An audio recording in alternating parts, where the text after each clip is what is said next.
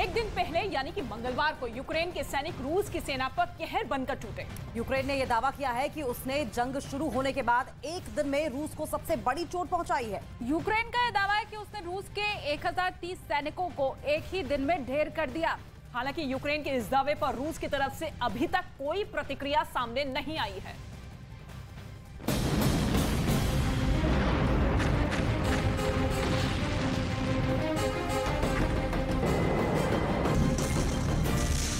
करीब एक साल पहले जब रूस के राष्ट्रपति पुतिन ने यूक्रेन पर यलगार किया था, तब उन्हें अंदाजा भी नहीं था कि यूक्रेन में उनके करीब 1.25 लाख से ज्यादा सैनिकों की कब्र खुद जाएगी।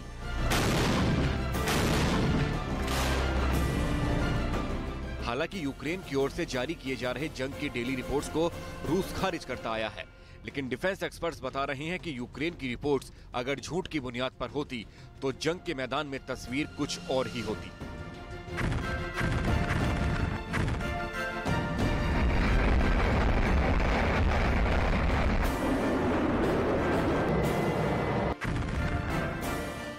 रूस यूक्रेन के सीमावर्ती इलाकों में पूरी तरीके से कब्जा कर चुका होता, लेकिन अभी तक रूस ऐसा कर नहीं पाया है।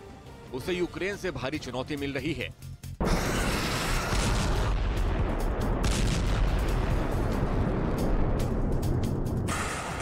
डोनेस्क, लुहांस्क, बखमुत और जापोरिजिया में रूस और यूक्रेन के सैनिक एक दूसरे के आमने सामने हैं।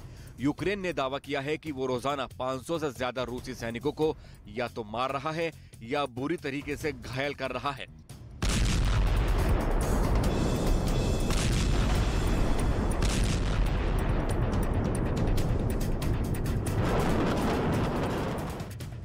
यूक्रेन ने मंगलवार को रूस के लिए सबसे नुकसानदेह दिन बताया।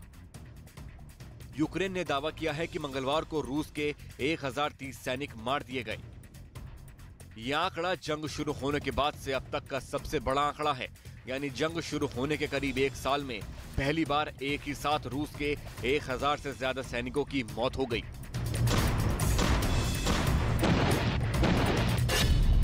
अगर फरवरी महीने में पिछले 7 दिनों की यूक्रेन की वॉर रिपोर्ट पर नजर डालें तो 1 फरवरी को रूस के 920 सैनिक मारे गए थे, वहीं 2 फरवरी को 610 मारे गए, 3 फरवरी को 840 मारे गए, वहीं 4 फरवरी को 720 सैनिक मारे गए, 5 फरवरी को 700 सैनिक रूस के मारे गए, फिर 6 फरवरी को 870 सैनिक मारे गए और 7 फरवरी को 1030 सैनिक मारे गए थे।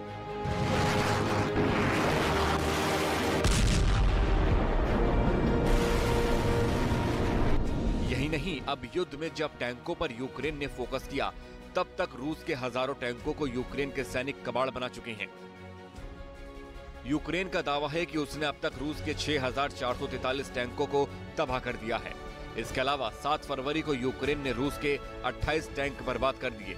एक आंकड़े के मुताबिक जंग से पहले रूस के पास 10,000 टैंकों का बड़ा स्टॉक मौजूद था। अगर यूक्रेन का दावा सही है तो अब रूस के पास महज 3500 टैंक ही बचे हैं। इस बीच जर्मनी, अमेरिका, पोलैंड और कनाडा जैसे देश यूक्रेन को टैंकों की सप्लाई कर रहे हैं, जिससे माना जा रहा है कि आने वाले दिनों में जंग में टैंकों का रोल बेहद अहम होने जा रहा है। न्यूज़ 18 इंडिया की web series FIR number 208 streaming today.